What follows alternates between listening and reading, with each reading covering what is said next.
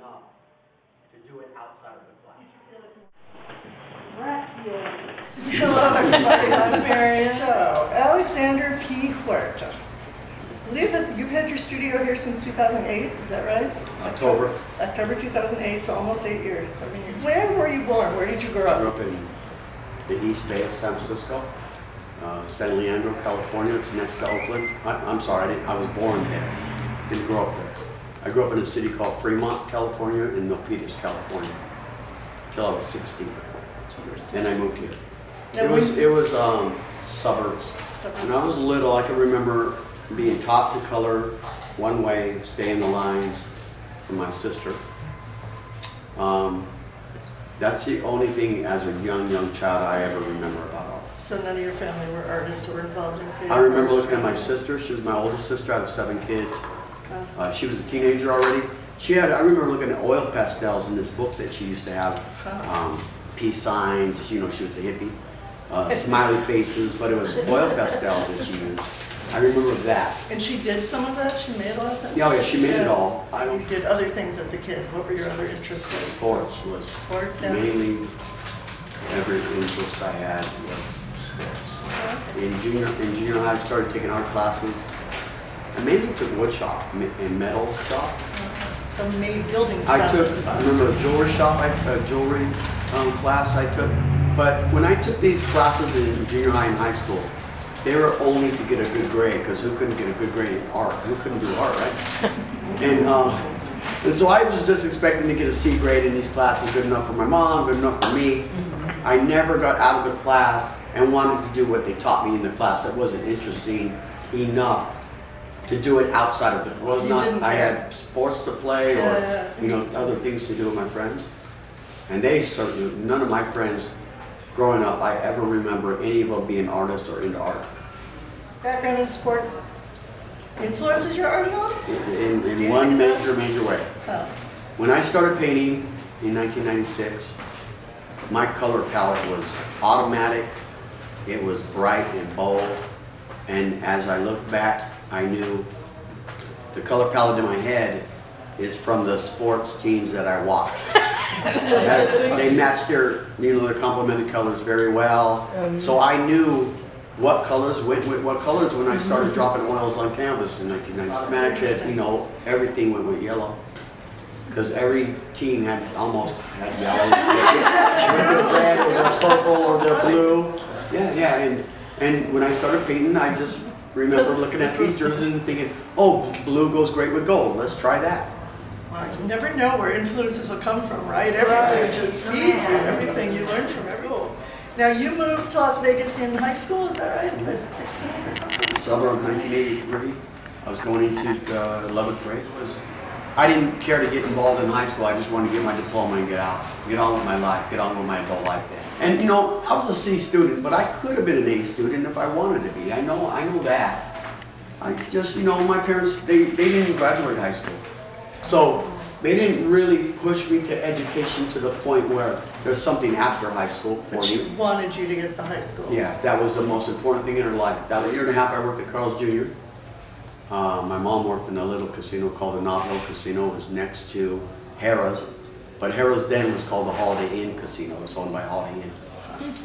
And I went in there to visit her one evening and she tells me, "You got to work in the morning." I said, "No, I don't." She goes, yeah, I got your job here. I said, "Oh, okay."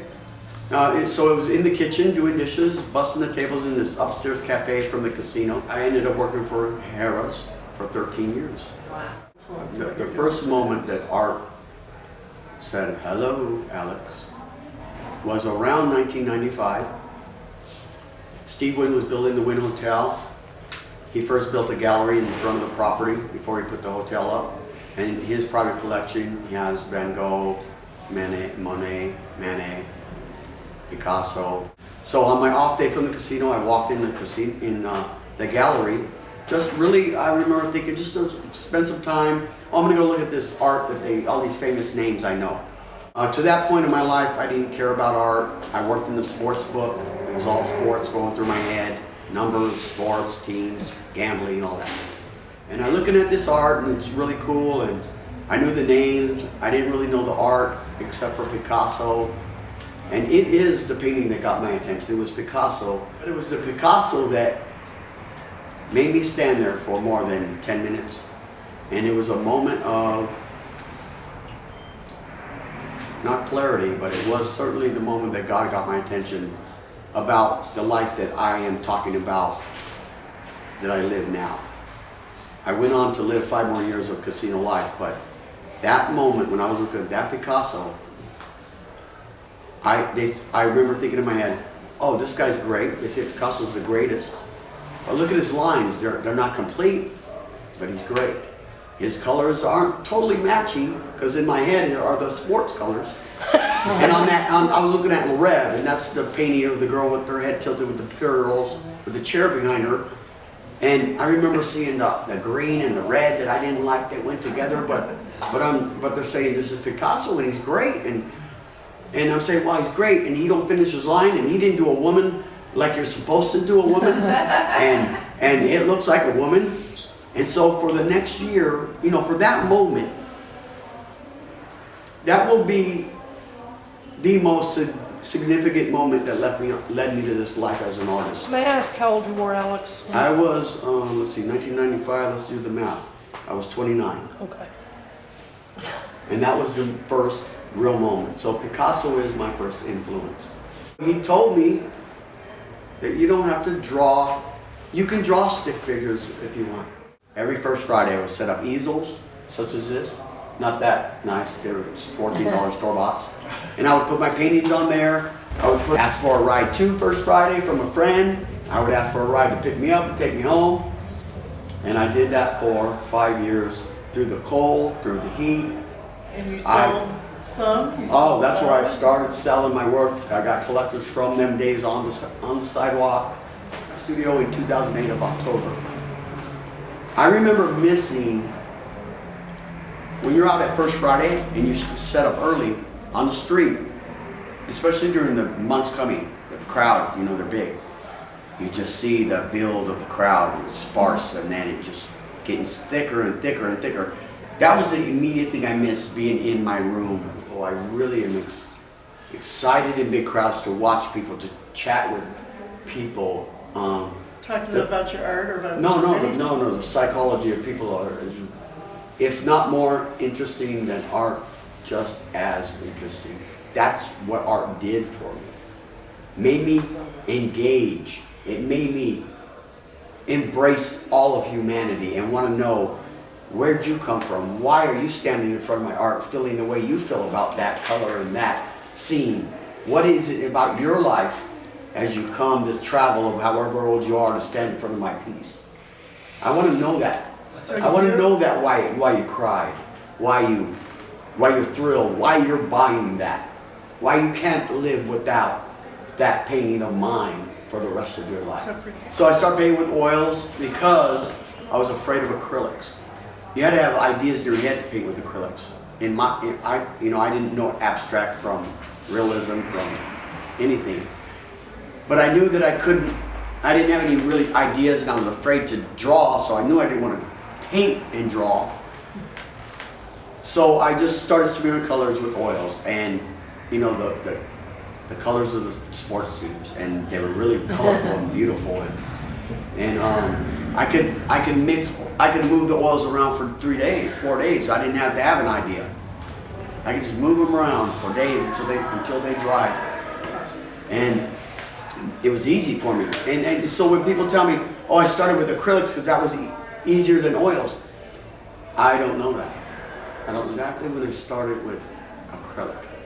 But there came a point where I didn't want to wait for the drying.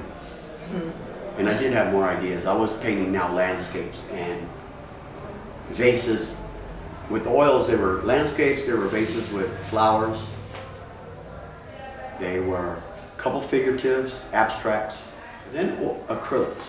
I had ideas, so I started painting hippie arrows and peace signs, but my colors were so brilliant. By then, I really mastered my color palette. If you gave me a test on color theory, I'd probably flunk it. I can't answer questions about why green matches with this or where this is across from the color wheel. I really don't have that in my head. It's just, I see it, it looks good to me, I'm using the colors. And now it can be 3 or 4 or 5 colors I can put together. The first perspectives I was doing was a room. I would paint a room. And I would paint paintings in the room, make it look like a gallery. And that's the way I could paint like 6 paintings on one painting. And, Now, were you copying from books? Were you setting up still lifes to paint like a vases, or were you? no, it was copying all, things, it was coming out of my head. Okay. The only books that I read were 2 Bob Ross books. And that was when I was doing landscapes with oils. So you could do happy trees. Well, no, I didn't want to have trees. I wanted to paint a real tree. What brush do I use to make it look like a real tree? Yeah. How do I make it look like the water's hitting the rock, the palette knife, you know, when you scrape the water? So I had to read how Bob Ross did that. And it really helped me. And I hold on to those books these days, to today. As I developed with acrylics, I remember finding out there were paint pens. And so that was really the start of my mixed media as I introduced paint pens into the acrylics. That was the first use of mixed media. When I first started painting, I would paint on my bed, sit on the bed and paint. So I ruined, I don't know, 2, 3, you know, bedspreads. So the paint pens first, and then were you like collaging and cutting stuff out, or what other mixed media? That happened when, in 2008, October, when I moved into my studio. I was looking around at more art, and I was seeing these guys gluing paper into their art. Collage to me at that time was ripping papers out of a magazine and glue it, you know, like you do in high school to build whatever your subject matter is, you know. So if a little girl wants to do, you know, her favorite star, she'll get all them and just tatter them. Okay. Well, I didn't want to, that's what I thought collage was. I think, well, I don't want to do little girl collage. So I never thought about doing collage until I saw how artists were doing collage, how they were incorporating it, not just ripping something out and slapping it down. You know, there were meaning to the paper they were using, the images they were using. Do you want to talk about like the piece we have here? How did you come to this? Because you've done a series of these, and it involves wood and painting and scratching and gluing. Can you talk a little bit about how the process came to be and how you do these? For me, this is a development of 19 years of learning art, building confidence, trusting my art, my mind, how that's developed with the truth that it's developed. And so when I found these pieces one day, I wanted to do opposite of those football colors, those baseball colors. Because somebody came into my room and they were chatting with me. It was somebody that had watched my art for some years. And it was obvious that they were expecting to always come in my room and find my big bold colors. And because I'm a bachelor, art has taught me individuality like I've never known. No wife, no ex-wife, no kids, no ex-kids. No parents on the earth anymore. So nobody should be expecting anything from me. I don't get a girlfriend because I don't want nobody expecting anything from me. So this thought of somebody expecting me said, well, how do I change that? How do I shock them? As soon as they were expecting color, you went, oh, okay. We got to stop doing that now. Yeah. So I said, well, let's black and white, monochromatic. I don't even know if I knew what monochromatic meant exactly at that moment, that first piece moment. This was 3 years this month. So I take a board, probably about this size. I paint it black with spray paint. I center a blueprint on it. Fight with myself to keep no color on it. Because I remember thinking of putting red on it. That was funny, you had to battle not to paint color. Yeah, and I still have to do that when I try to paint with one color. I'm battling myself to throw that complementary color on there. And so how do I keep it black and white? Look through black and white magazines and see how that helps. So I find this image of these women from 1960s walking their children through Main Street. So I cut under them, cut all the ground out of under these. I don't know where I learned that technique of collage, cutting to the edge of something I want to use. I just knew I didn't want to tear it out and have that ripped edge and look like I tore it out, right? And so the building, say the building was this shape, but it was big. So I centered that image right here on the corner of this, so it looked like Main Street going back that way. But the proportion was to that way, to that side. So so for this first image, under the feet was just solid black. And I thought to myself, well, I don't like that, that's boring. What do I do to change it? Scratch the floor in, Alex. That was my first thought of scratching on the piece, was the floor. Then I found another image of a little girl sitting on a stoop, and it was not this angle, it was to that side. But she's sitting on the stoop and it's brick. She's sitting down here, there's a window, but there's words on it. So I had to cut the image something like that. And there was half a window, and all the girl and some brick on the paper. So I just finished the brick. That's how I got the idea for brick. And the perspective was on that first piece. I went from there. I stayed with those Life magazines. So how I build them, the process is, you're welcome to still the process, I don't care. Spray paint a piece of wood, black, aerosol. I've done them in colors. They look great. They're very poppy. They're not the vintage urban feel that you see here. This is the top of the line, black and white, when they come in like this. So I put the face of my building on first, and I build around that. The frame of the building, the brick, the floor, the windows, telephone poles. That's all hand scratched with an X-Acto knife. Once I put that all in that scene, I start looking through the Life magazines, or for small images, I look through Popular Mechanics, 40s, 50s, some 60s. My Life magazine images come from 30s to 60s. And I find them where I need them to proportionally fit where I need them to fit. They don't necessarily have to proportionally fit together. Although on a piece this small, I'm getting, I don't want to say good at the proportion, but I'm matching the proportion throughout the whole piece on the bottom mainly. I'm not sure if I want to do that or not, but my structure is it just developed into more structure for the piece. Well, it is interesting because the scale, obviously, of this figure compared to that figure, but it all, it's so nicely done, but it is definitely something you have to think about. Yeah. There's like a giant head here and a little figure like, so there. you can see that she's not proportionate to that scene. Right. So that window is not if you want to break it down, that's not the same building, not going to be the same, but it's about the individual images first. No, first it's about the overall whole of humanity and urbanness. And then it's about the individual people you see and what's happening in their lives, like it happens in our lives. And when you see my collection at Clark County Library, I try to fit most of the pieces with a baby, a child, or an elderly person, to show the lifespan. We're all somewhere in there. And that's what the pieces are for me. And that's, like I say, just 19 years of learning that these techniques I didn't invent. Scratch, collage, spray painting on a board. I'd like to think maybe I invented how to put them three things together like this.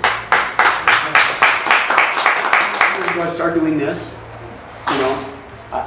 some people would say by accident, but we all know it's not by accident. I discovered this style 3 years ago. So I build for 2.5 years and I sell for 2.5 years and get my socks knocked off for 2.5 years by what these pieces were doing. And then, I had this gallery show that got offered to me, so I built this collection. They say they want, I think it was 17 pieces. So I built them, but I couldn't hold them. So by the time... What do you mean, they were selling? Yeah. I was building, they were selling. I kept saying that. So I built this collection. I gave it to the gallery, to the library. And this is May last year. Those of you that know Jean-Michel Basquiat, he's a famous artist from the 80s. Died when he was 27. I heard about him, didn't know about him. I found the documentary on YouTube. I remember it was like 8, 9 o'clock in the evening. I had slept in my apartment, the afternoon, so I was well rested. I knew I'd be up all night. I watched this documentary of this Basquiat that I had heard about so much. I've seen pictures of his. I thought, yeah, it's pretty cool. I like it. And it was more of an influence than Picasso on my artwork, on my direct artwork. And it got you back to color. And so I was scratching and gluing and spray painting for 2.5 years. I built the collection, met that commitment, and I wanted to see what my brushwork looked like. And so I'm watching this documentary. I'm brushing on, board. I worked on wood at that time. And that first piece was born. Luckily, I had just had my heart broken by one of my wonderful friends, who's a wonderful friend now. And that played a part in those first immediate pieces of content. But it was Basquiat style I wanted to paint in, because watching that documentary, I stayed in my studio for 36 hours. I made 4 paintings in that 36 hours. And I knew I had found a new style for me. And I knew it was directly inspired by Basquiat. And this analyzation that most people are afraid of is looking in the mirror. And what that did for me, as I know now, it chased away all the judgment that gives me the confidence to do the art I do, because I'm not afraid of judgment. Because looking in the mirror tells you everything you know about yourself, you're going to know. The flaws, the goodness, you're going to know it. And once you know that, there's not one thing a person can tell you about yourself or your art that you don't know. That means that judgment goes in this one and out this one, and it lets me know that you're judgmental and I don't want to hang out with you. And that's all judgment does. And not just knowing the truth of who I am, so I can answer these questions or do this. It's loving the truth of what I am.